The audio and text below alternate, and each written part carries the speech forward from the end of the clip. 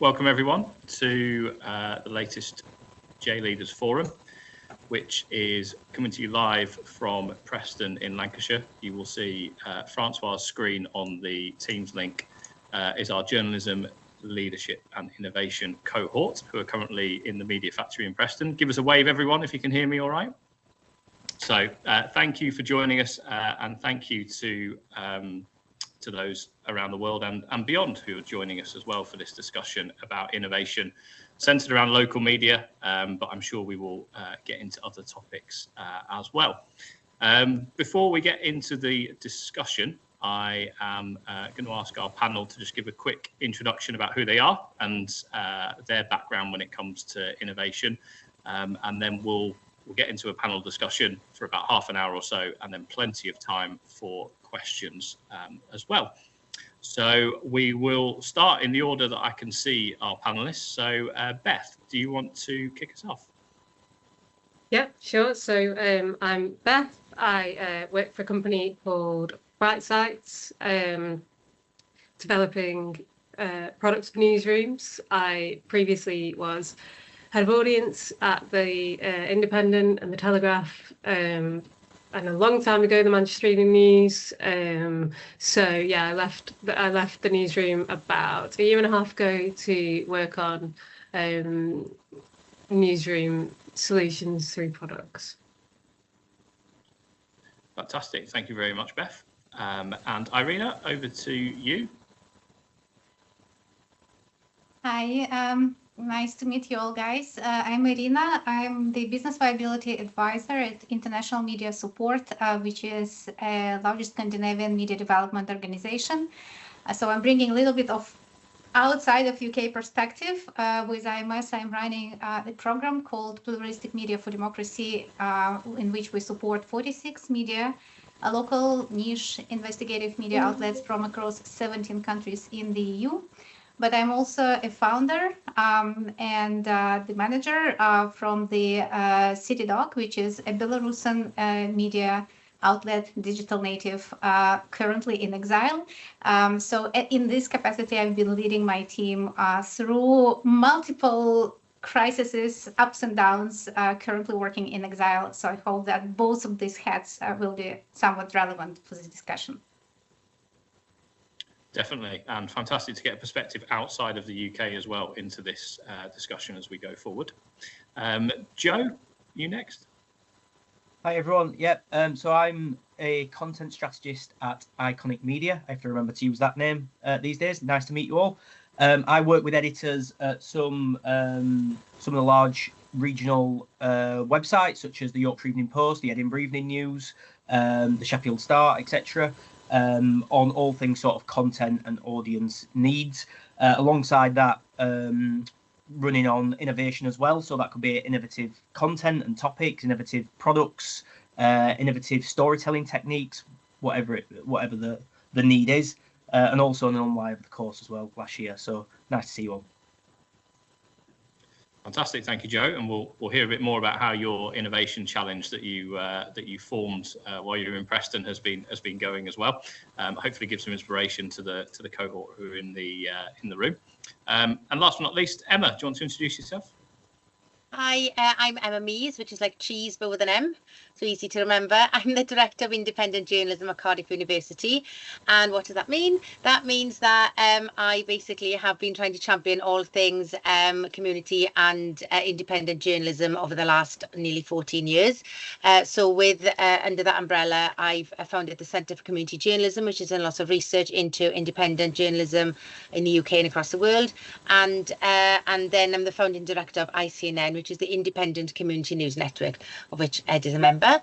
So we are the UK's representative body for independent news publishers. So we've come together to try and raise awareness and make sure that people understand the strength and the power of independent journalism, and to make sure that we have a voice and that we have a strong future, which we really do. So I'm looking forward to chatting with everybody today.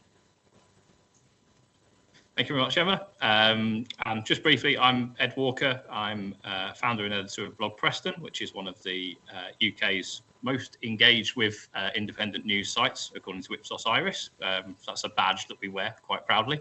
And before that, I worked for Reach PLC for a very long time, working in senior editorial positions across the country there, and I'm working closely with Francois on the journalism innovation module as part of the JILeaders course.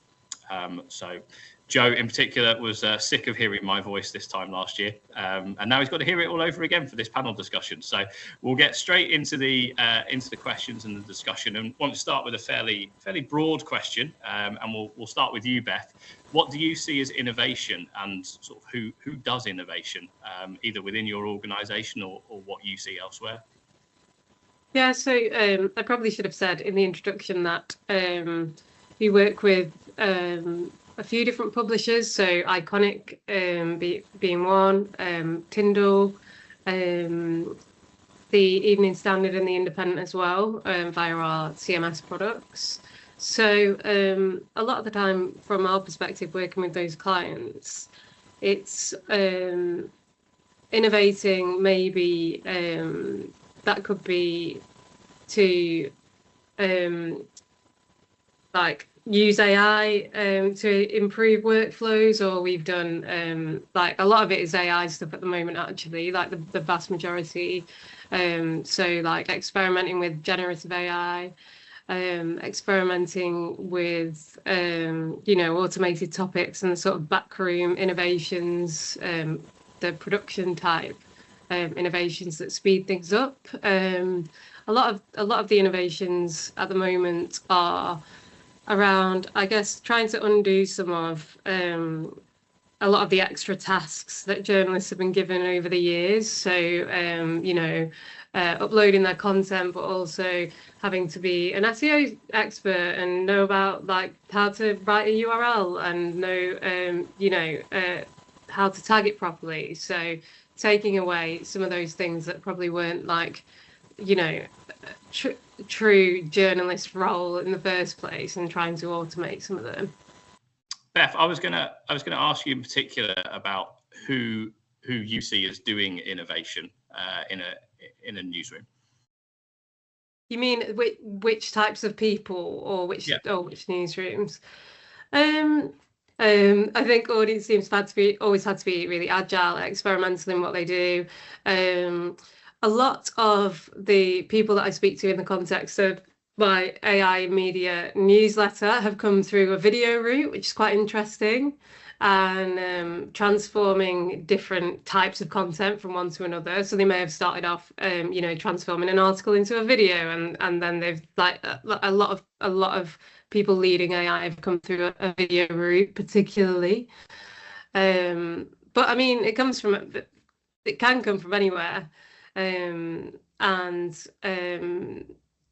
a lot of the time on our side, we work with different product teams, but actually, when we get into working with editorial teams, because they solve a genuine problem, their ideas are often sort of better.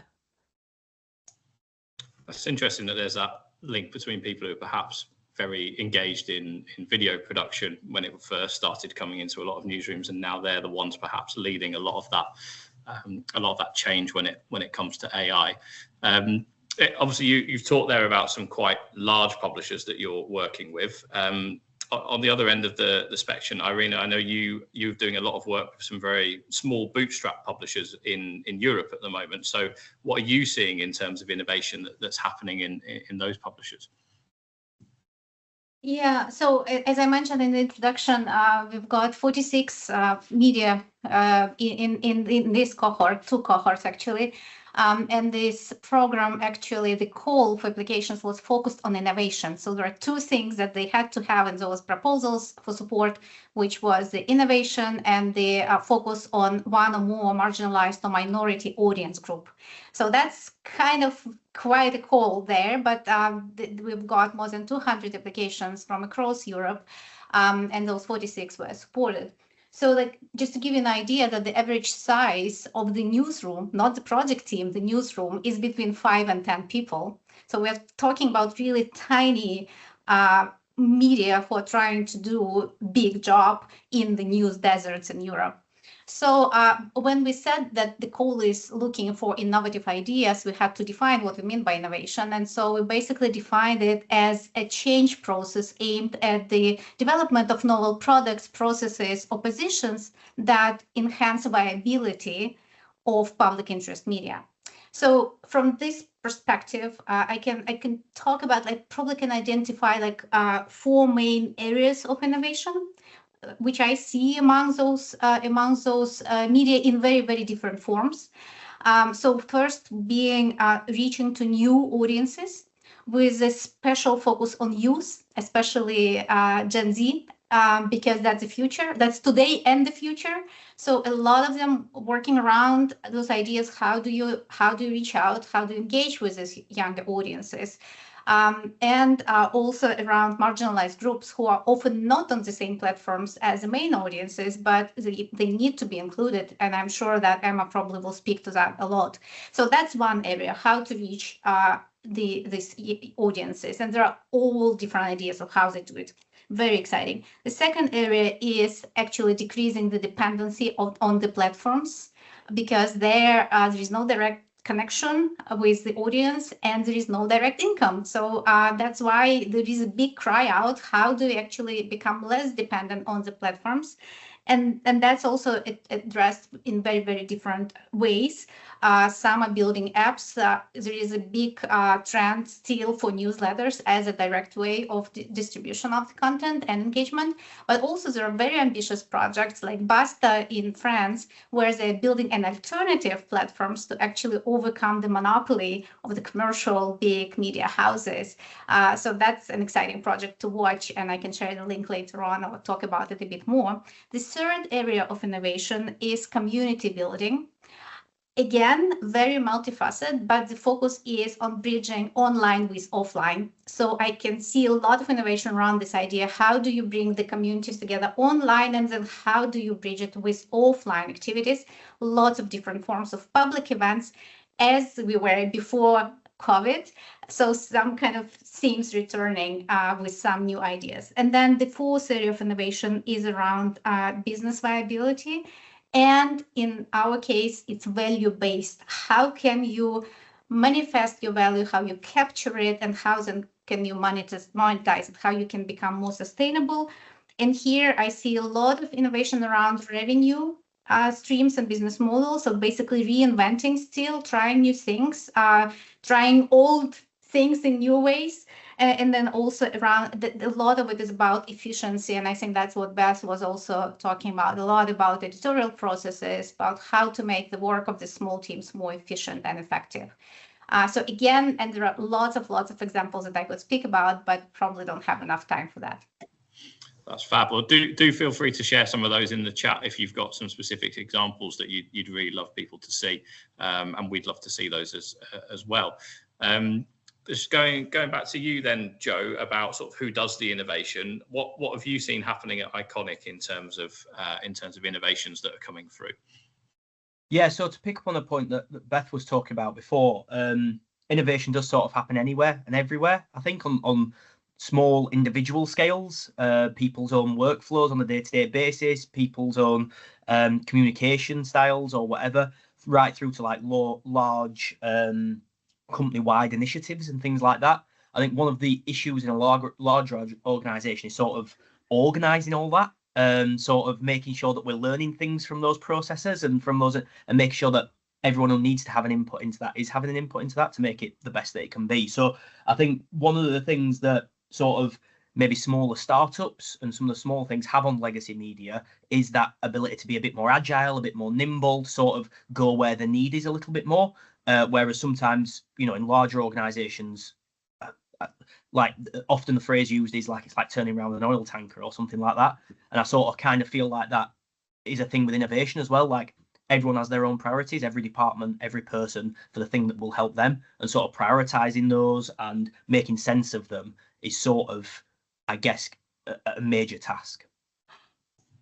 Thanks, Joe. We'll come back to how you prioritise innovation in due course. I'd just like to invite Emma to give her perspective on kind of what she's seeing from her point of view from publishers she's working with around innovation. Yeah, I was smiling and I was saying really small newsrooms, 5 to 10. They're quite big from our terms. We have one-man bands up to 5. A big newsroom for us can be about 5. But one thing I've always said about working with small independent media is they're very entrepreneurial, innovative, agile, and exactly as you were saying, Joe. It's you when you're in a big corporation. I always remember I was given the task of setting up all the social media accounts for BBC Wales when they first started, and training all the staff to use social media as a marketing tool and to share news.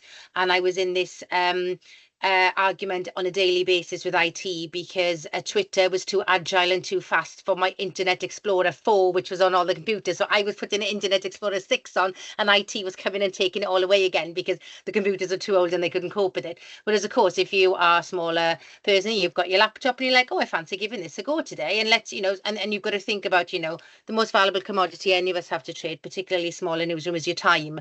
But actually, there's something you can be like, okay, well, this is a new plugin. Let's try this plugin. Or let's, oh, I wonder what, maybe instead of an email newsletter, we'll try a Substack. And you can kind of just make that decision. And within half an hour, you've got it up and running. So, but I think the thing that, with these kinds of innovations is, what's your core aim? Does it take you away from your overall, objective? And I think from my experience as well, the objectives from larger newsrooms and smaller newsrooms are different as well. When you are running a small newsroom and your only focus is how do I get news and information out to my audience in my community? How do I build trust? Which means that, they will come to me for more news and information. And how do I pay my bills? How do I feed my family? How do I keep the lights on? Which is very different to a large organization saying, well, we've got a shareholders meeting and we've still got to make our 20%, profit share. And I think the decisions on innovation are very, very different based on those as well. And I think what I've seen is, and I'm sure we'll be talking a lot about AI, is that the larger newsrooms, you'll see a lot of, this has been written by AI or this has been sub-edited by AI. If you spot any errors, let us know. It's not the audience's job to let you know you've made a mistake in your journalism. But otherwise, but when it comes to smaller newsroom, you've got people or journalists because they love meeting people. They love writing stories. They're there for the love of the journalism. So, it's a bit like telling an artist, let's get AI to do your painting so you've got more time to do your laundry. I want AI to do my laundry. I don't want AI to do my painting. That's what I love doing. And the same with journalism, I think. And my worry with innovation, which is skewed by larger organizations and larger newsrooms, is that people hear AI and they go, oh, yes, well, in journalism, we can write the stories. We can put it into ChatGPT. That's actually, in my opinion, the totally wrong use of AI for journalism and innovation. There's lots of other ways that it's being used in smaller newsrooms, which are more efficient and effective, leaving the humans to do the human interaction and writing the stories. So, innovation, I find, is, it's a lot more experimental and probably more successful in smaller newsrooms, I'd say. I'll throw it over to Beth there, because you mentioned about publishers you're working with who are using AI. How do you feel about Emma's comments with that? Are you seeing innovative uses of it, or are you seeing a ruthless focus on efficiency? How do you feel about that? So I think that there definitely are. I think I'm sort of torn by it personally, because fundamentally I do agree with Emma. I particularly think, like, why should I read something that you couldn't be asked to write? That is my kind of outlook on it. But a lot of the uses of it that we're working on are around really sort of secure data sources, so like weather reports and things that maybe they wouldn't necessarily have done every day, but you can plug a data source in and you can do a write through of that, and that will get traffic. Also, with someone like Tyndall, that's sort of exactly what they do, and they get local companies to sponsor that, and so that's a revenue stream. So it's something that helps to, pay the bills without too many overheads. And that's a concept that we sort of see again and again, where, you can plug in different transport systems and what's working and what's not, and kind of add this extra layer of content. But yeah, like I say, personally, a bit torn.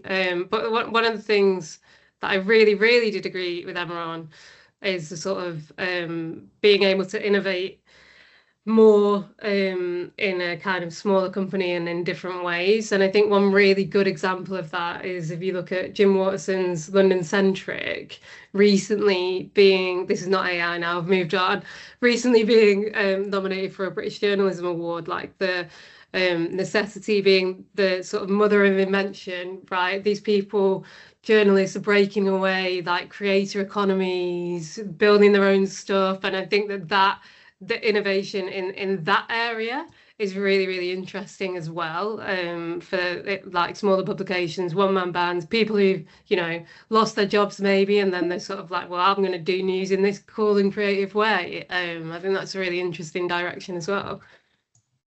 And Joe, how do you sort of balance that with you've got these big legacy brands, you're trying to get that sort of culture of doing things in a different way or experimenting? How do you go about sort of organising and collating that? You referenced that earlier on. Yeah, it's difficult. There's no doubt about it, because the first step of it is people being aware to let you know what they think they want to innovate on or what they want to look at. So it's about having that communication in place first and foremost, and everyone being aware that you know, if they're working on something or looking at something or trialing something that could have a wider impact or help their colleagues or their, you know, as well, then to shout about it, to talk about it. And I think that's one of the biggest things in a large organization. Often I think people can feel a little bit voiceless or a little bit like they don't have a say in the matter, when actually what we want to encourage is that people do have a say, and that we want people to innovate and to experiment on small and big scale, but we just want to learn as much as we can from that, as much as we possibly can. And I think that's the interesting point, that actually the more people who come forward with their ideas, actually you prioritize quite naturally, because you see the same problems with different people, or the same issues that need fixing on a large scale, and obviously they become higher priority, because, you know, you can solve more problems by innovating in that area. And it's about getting people involved who have expertise or experience in that area. But also I think an important point of it is the person who initially had the idea, they need to retain their voice in that as well. Like I don't think it's fair for someone to have an idea and then another group of people to come in and swoop and take that idea away and magic it into something else. I think you know, getting people to be part of the process and to understand what goes into it is liberating, it's exciting, generally speaking. It's away from their day-to-day as well, so often it's something that feels like work adjacent almost, that they can sort of get their teeth stuck into and be a bit of a project group on it, or a project manager for something. And I think that's quite useful as well. And then obviously, you know, learning from that and feeding it out wider is also really important. So what do we do right? What do we do wrong? What could we do better next time? What other things could this help solve or achieve? And really, I guess, interrogating the process that you've gone through as much as possible to make sure that next time it is smoother or better, or we've learned from it. I think as well, you know, generally speaking, our journalists want to write, they want to be journalists, they want to speak to people, they want that human connection, they want to go out and get the emotion, get the human element, tell the story. And as Beth was saying before, you know, a lot of time is taken up with those tick box exercises. Has this been on social? Has this been in the newsletter? Is it on the homepage?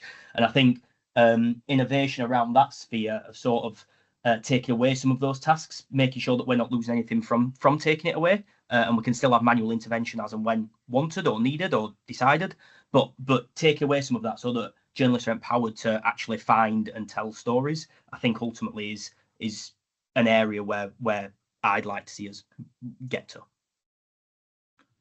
And Beth brought up this, you know, kind of creator economy that's emerging. Emma mentioned, you know, the rise of Substack, for example. Iryna, I know you had some research and some thoughts recently around that kind of tension between like creator economy and journalists. I don't know if you want to explore that.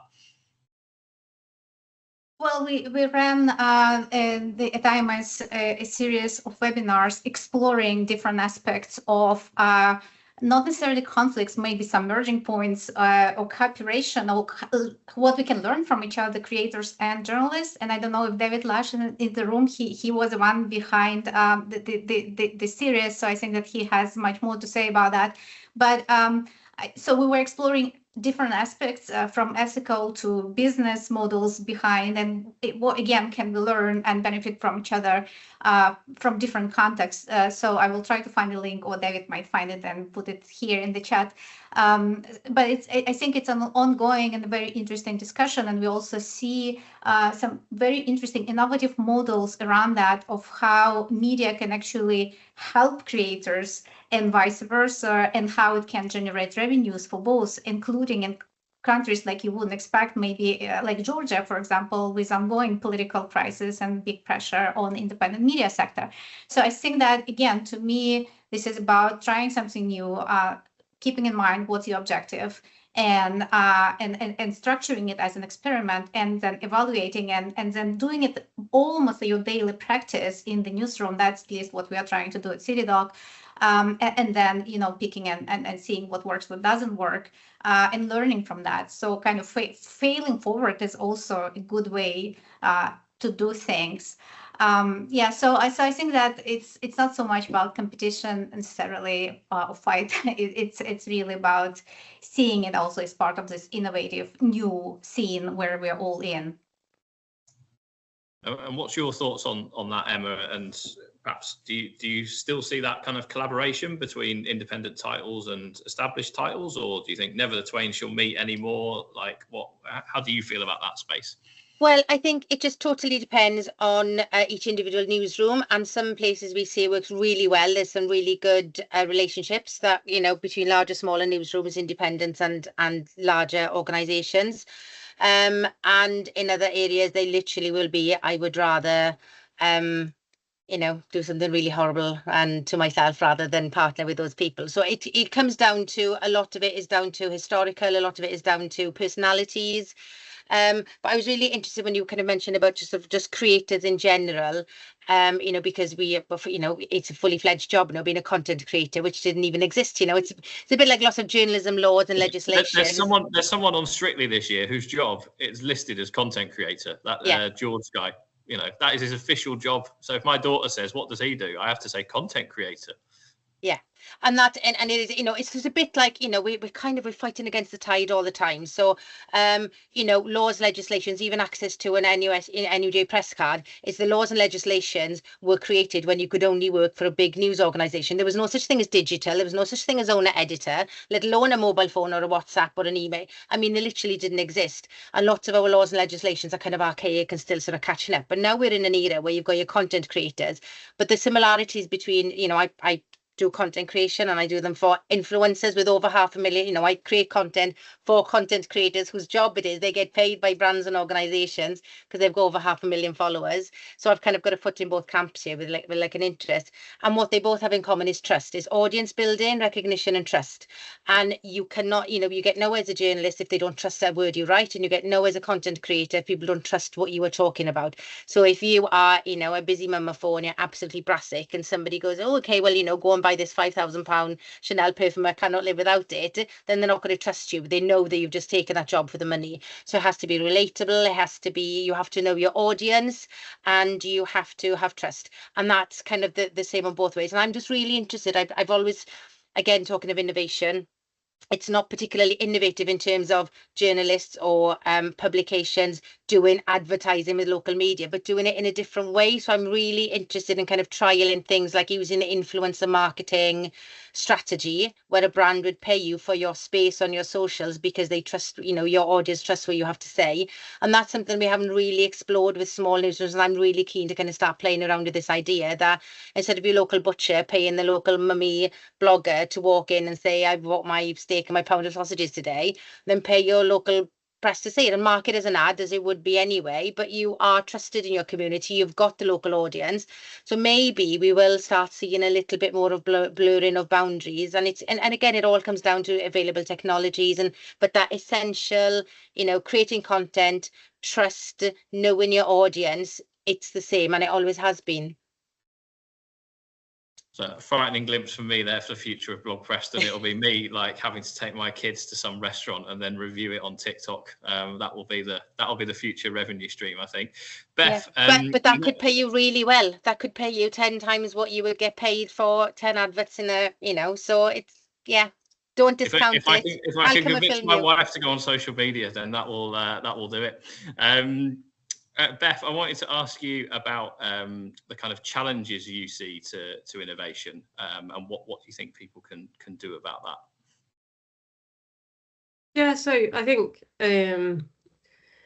with the newsrooms that we work with, there's a lot, particularly when we're working around generative AI. It's really about not undermining that trust and having robust systems and a lot of checks around the content that is being created, but also having a lot of editorial involvement around, even if it's something as simple as automated tagging, say, in our CMS, making sure that editorial are involved in that being applied correctly, in the right way. So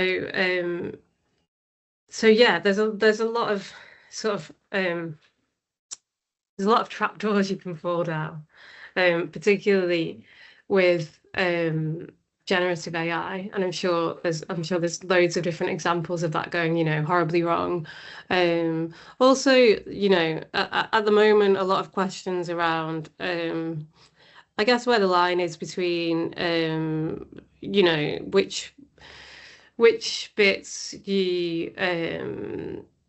which stories you could use generative AI to help you with, how far that innovation in the newsroom goes, if journalists are going to use it anyway for research, how you kind of set up policies, set up like sandboxes, a lot of concerns around where your data is going, how you're feeding it.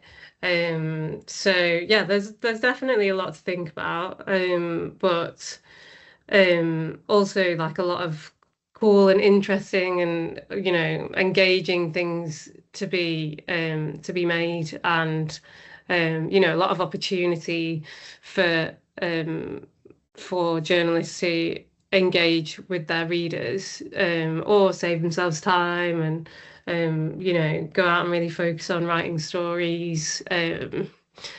Generally, like, AI is just never going to, hopefully never going to do that, get the that kind of human connection story that people want to read. So it's really about how you manage all your checks and balances, how you implement it, how you create policies for your staff, or how the other thing is just how transparent you are with your audience about how it's being used. When we're running these like weather reports, it's not pretending it's a person. It clearly says like this weather report that's been written with the help of generative AI, and that's really important to disclose. Iryna, if I can just bring you in there, you talked about you've got this cohort of publishers and you're wanting to get them experimenting and doing different things, and often they're relatively small in terms of resource. So how do you go about managing that in terms of encouraging them to experiment and innovate, but at the same time, to Emma's point, how do I pay the mortgage next month? So how do you balance that? Well, that's exactly one of the main challenges for the small public interest media, that lack of funding, lack of resources, and human resources, and of course money as well, and time. So obviously these are the three main things that they are facing, and that's why programs like Pluralistic Media for Democracy, where they can apply for extra funding for exactly this, for experimenting where the failure is allowed. So basically, it's a very clear message before the call, throughout the program, and it's my job as an advisor through the capacity development program to encourage them to try the solutions that they came up with. So they first had to identify the problems they want to solve, then come up with a solution in the project proposal, and then they get money to actually implement it. And then for that, they can even get some extra human resources on board or buy in some time to experiment. So I think that this might be like a balance that we are striking for, because otherwise you have to take it out of your daily operations, and that becomes almost impossible. So I see that this program is actually boosting this experimental spirit and innovation, and in a safe manner, which again encourages that they will build something that they can use later on, that they can develop further. And again, I could bring in like a dozen of very interesting examples, but again, they're often focusing on the how do we use these innovative solutions for creating quality journalism? How do we use AI solutions to actually free ourselves from doing laundry and actually making something meaningful? One example, it comes from Poland. A small kind of local media, but with a very visionary founder and CEO who is really driving this innovation. So, but his team is actually with him on that. So so they have like 5 journalists who on a daily basis were spending 1 hour a day to actually monitor social media, to source out the topics that will be kind of trending on the day, on which they would focus their journalistic production of the day. And so he calculates this basically almost 1 day of manpower just doing this kind of technical job. So what they're doing with our project, with PM4E project, they are actually building the research automation model, which will be scraping social media for them, and then freeing this time of the journalists for really creative and like journalism kind of work. And then on the back of it, once the first model is created, they will be also building something what they called multimedia automation model for content repackaging and distribution. So that's just one of the examples. They wouldn't be able to do it without this support. And then of course, another thing that I notice often is that even within the smaller media rooms, there is sometimes this cultural kind of organizational cultural problem where you have younger generation wanting to experiment, innovate, and do crazy stuff, and the founders from the 90s or beginning of 2000 thinking, oh, is it really media? Is it really journalism? And so observing, or sometimes even enhancing the conversation inside of the small teams and bridging these different approaches and generations and overcoming this cultural kind of stacks, that's also another challenge, but also exciting one, because then in the end you can see how the whole media organization transforms over the course of, 9 months. Fantastic. No, it's very difficult. I sometimes find myself in that situation as well, actually, when working with like younger members of the Blog Preston team. They just see the world so differently, and you have to sort of hold your fear and go with it, and trust them in the process. We're going to move into some questions from the room and from anyone who's online shortly. But just to finish off with one final question to each of our panel. What do you think will dominate the local media landscape in the next 12 to 18 months? I'm going to say 2 things, but one of them might be slightly more long-term than 12 to 18 months. But the first thing I think is the creator economy that we've already discussed. I think we'll see more journalists breaking off from heritage titles to do their own thing, whether that's on Substack or whether it's video-based or social media-based or whatever, or a mixture of all these things. I think that will become much more prevalent. I think we now have lots of examples of people doing that quite successfully. So I think there's almost like becoming a blueprint there to follow a little bit. So I would be surprised if there wasn't a lot more of that happening. In terms of maybe slightly longer, it's already happening, but on a larger scale, I guess, is personalization on news websites. So really being like, I guess, audience first in that regard, and understanding what each audience member is wanting to consume.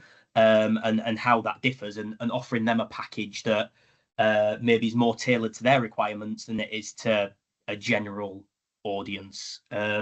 So yeah, they're the 2 things that I'd put out there.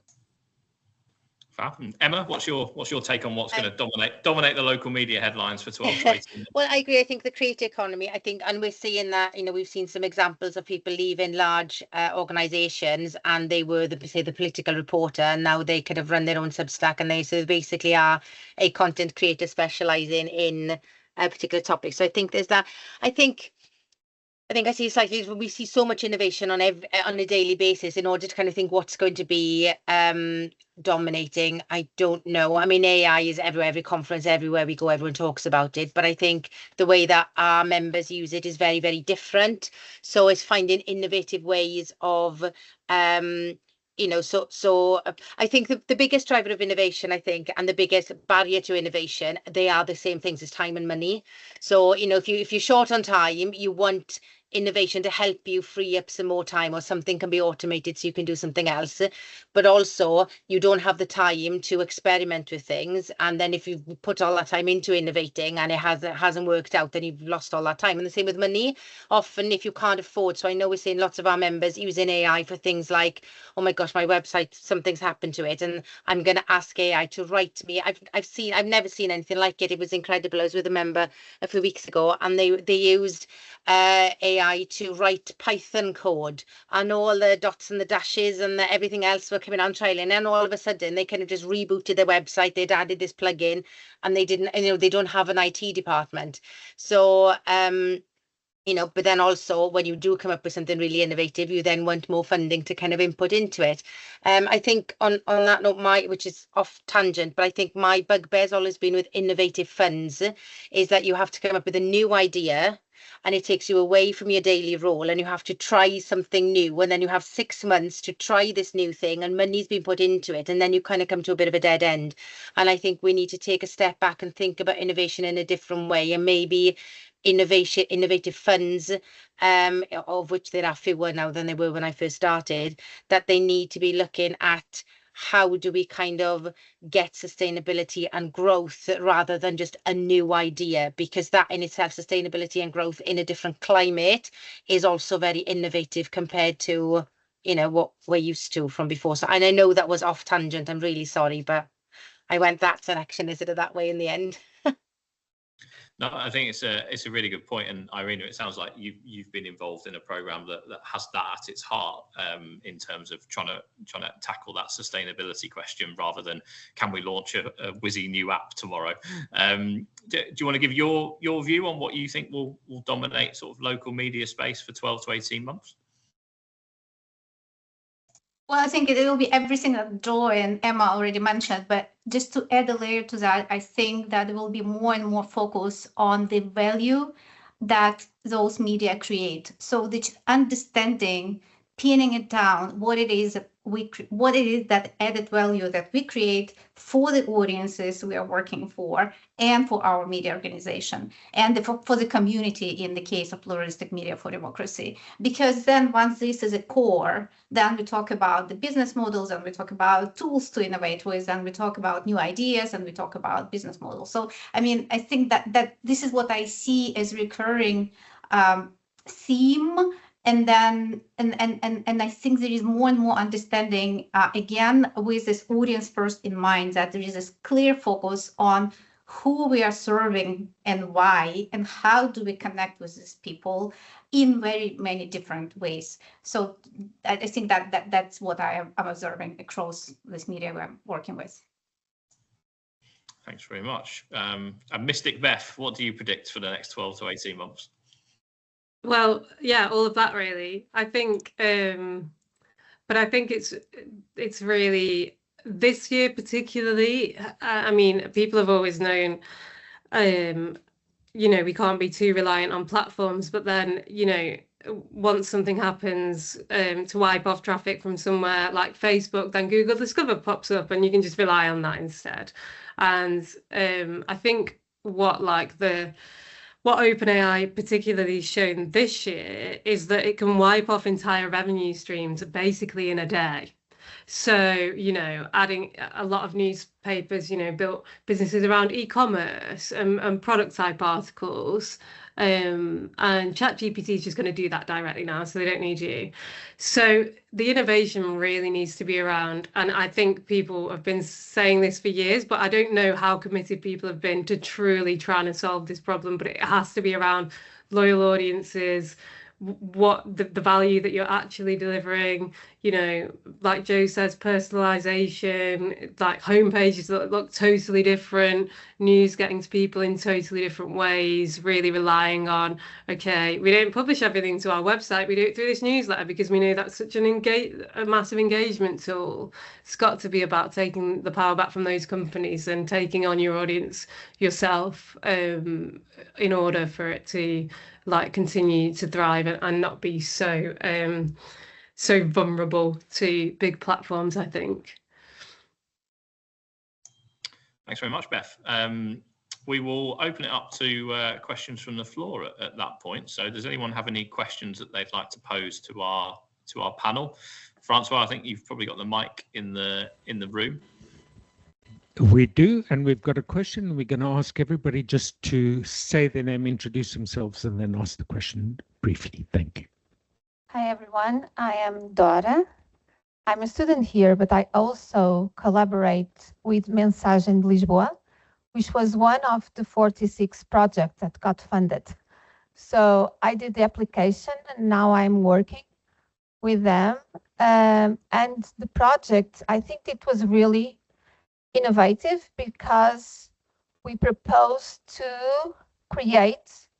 co-create a hyper-local news media in one of the most marginalized neighborhoods in Lisbon, JILeaders.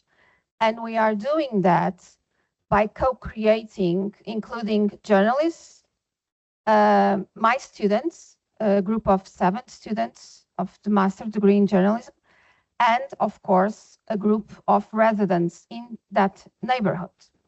And so we are working quite well and we are discovering great things. But now one of the things that are most difficult to pass by, and it is my question to Iryna, is how can this hyperlocal news media can survive beyond funding and our help? Because we are working with them, but it is really difficult to empower them, and they stay empowered to do that after our co-creation phase. Do you want to take that, Iryna, first? Hi, Dora. I can't see you, but nice to have you in the room. It is a very valid question, not only for Mensagem, really brilliant project, but for many others. What we also offer as part of the Pluralistic Media for Democracy Capacity Development Program is working on brainstorming together the business models for this new hyperlocal media or some other media projects. Of course, there is no universal answer of this is how you do it, this is how you fund it, but that's exactly what we do next tomorrow, starting tomorrow with a workshop specifically on that, and then having one-to-one, hopefully later on, together with those local residents and community who is participating in creating this media, brainstorming around what can be the business model behind it for longer sustainability. So I won't go into more detail here, not to take it all away. But again, I think it's a very important question to ask yourself even before you start thinking about new project, because otherwise you might end up in this situation where you've created something really great, but then there is no way to sustain it. So hopefully this will not be the case. Go on, Emma, do you want to add something there? Yeah, and just to say, so a bit of what, the both of you were saying then, and you, Beth, is that, innovation, as long as it's something new and it's solving a problem, it doesn't have to be all whiz bang fireworks. So I spoke at the Lion Conference, the organization for online publishers in America in Nashville, and one of the greatest things I'd heard was somebody again taking ownership of their newsletter. We've kind of, because there's Twitter and TikTok and Facebook and now it's X and it's all, and Pinterest, and where do we need to be? And by the time you've been in all these things, you're exhausted and you haven't really done anything at all except put loads of stuff loads of places. But you own you know, we've seen lots of impact on reach with Facebook. Certainly they were all in journalism, and then suddenly they just kind of withdrew really suddenly. But your things like your email newsletter, you own that, and actually it's a space where you can have a one-on-one conversation. It's how you talk to people. I know some people are kind of doing podcasting, but at this conference there was a you know, what they were calling a small publisher. They weren't in UK terms because their patch was massive, but they had, I think, 8,000 people signed up to their newsletter, and they were asking people to pay like a minimum of $1 just to kind of have that. And I think that maybe they were doing it ad free, and they were making $5,000 a month just from their email newsletter, but just from like $1 or $2. So if you've got more people paying $1 or $2, and I think we sometimes think of innovation as going to be really big and really impactful, but actually if you're thinking about what's the problem, okay, Facebook have, you know, halved my reach. I'm not reaching people in the same way. If you can build up something like an email newsletter, I know people are having good success with WhatsApp, and you know, if WhatsApp was to disappear, you'd still got their phone number, so then you could just text people. So it doesn't have to be huge and new, it's just a new way of working and a new way of reaching people. And I think we overlook these things like newsletters because, you know, they seem dated and they're like, oh, but everything else is available. If it ain't broke, don't fix it.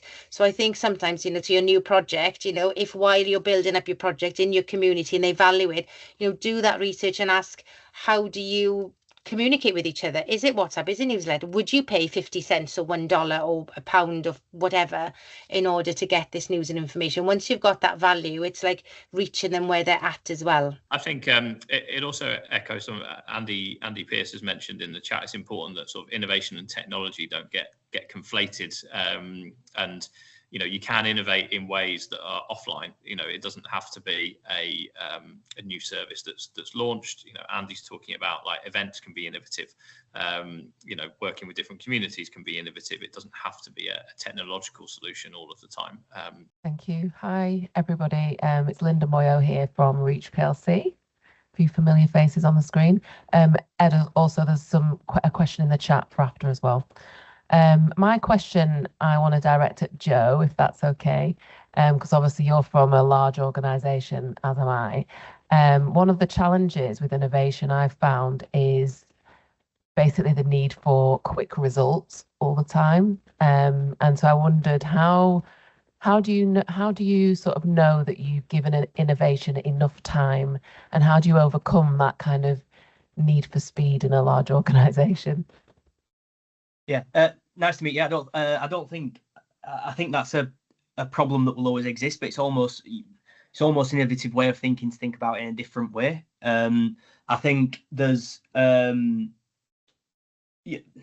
any innovation or any change to workflow or routine or process or anything, you have to give it long enough to be able to draw something for it. And maybe the first understanding or the first thing that you can draw from it is just that you need more time to work it out. That's fine to have that as an opening sort of finding from the results that you've got or the data that you've got. Sometimes it can be inconclusive and actually you think it needs a little bit more time. But I think if the innovation or the idea in the first place is impactful enough or high enough up the priority list, then getting the buy-in from the people who you report to, who want those figures, want those results quickly, is really important, so that they know the importance of sometimes holding off is the best thing to do. Just buying yourself a little bit more time. I'm actually in the process of doing something at the minute which is very similar to that. People in the business want to know what I found so that we can roll it out further if the data matches up to the idea. But I still need another week of data to see whether the trend is continuing or whether it was sort of a bump in the road or a particularly good week due to the news agenda or whatever the case may be. There's so many variables.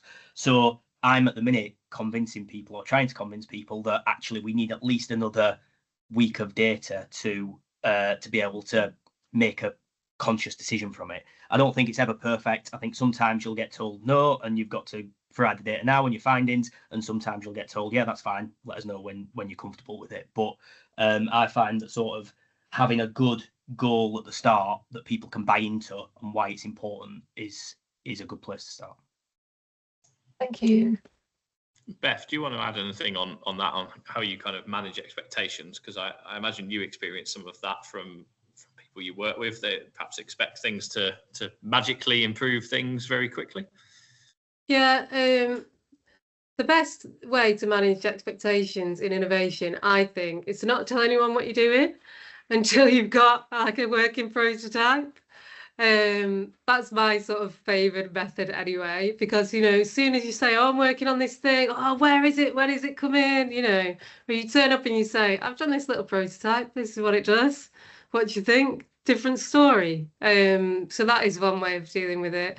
In terms of like working on innovations that people like, other people's ideas, what they're expecting. Yeah, like Joe says, takes a lot longer than everything just takes a lot longer than you think. Or, you know, the things that you think will be really easy take ages. The main thing that I do is to sort of just keep people updated on where it's up to, like what the problems are, allow them to see like, okay, yeah, we could put this live today, but if we do that, you know, it'd be totally wrong. So you probably don't want to do that. And sort of trying to explain in normal terms exactly like what is happening, but in a way that people can sort of all understand, rather than just, you know, loads of jargon. But yeah, my preferred method is to just hide the project.